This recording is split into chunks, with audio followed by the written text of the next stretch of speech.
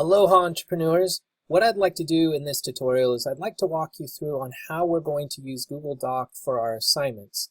Now there's three elements that students seem to get tripped up on, and I'm going to cover in this tutorial the first one, which is how to copy a Google Doc assignment. The second one is how to share it, and the third one is how to submit it to Canvas. But to get us started on making a copy of the assignment, we have here a Canvas assignment. This assignment here shows us a worksheet that we need to fill out, so we'll click on that link.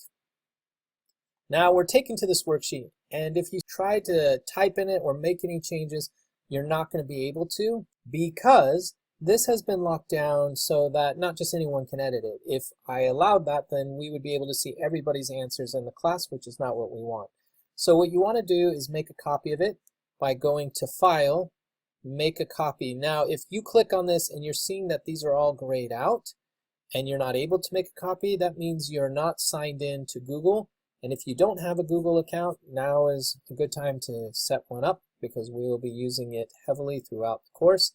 So you'll click on Make a Copy, and then right here you can name it whatever you want, but I suggest putting in your name and the name of the document and hitting OK.